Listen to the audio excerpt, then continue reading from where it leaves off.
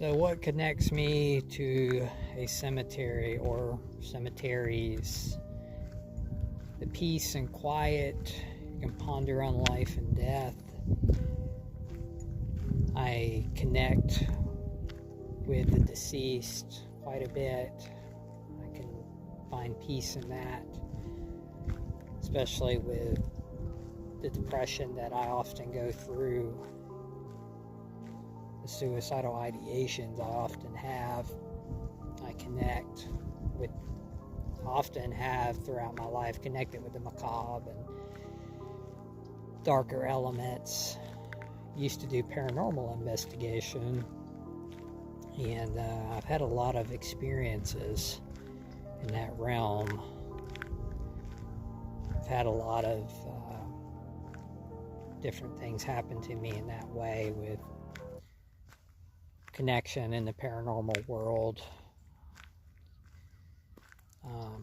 I've talked about it before on here, but going to abandoned places and like a couple abandoned hospitals, doing paranormal investigation and such. But there's an energy in things like that. There's an energy in cemeteries too, and people, wonder about spirits and wonder about ghosts and things like that.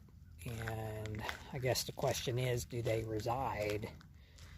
Spirits, do they reside in a cemetery?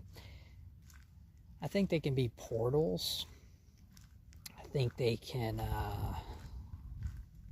that there's energies that can come in and out of them. But I don't think spirits stay connected where their shell is buried. And I really don't think most spirits, I would like to think anyway, that most spirits aren't stuck here, that they move on and they're reincarnated or move on back to source and then go on to a new experience, a new life. But spirits that are here, I think they can get trapped for various reasons, and that can happen for a period of time, just depending on the situation.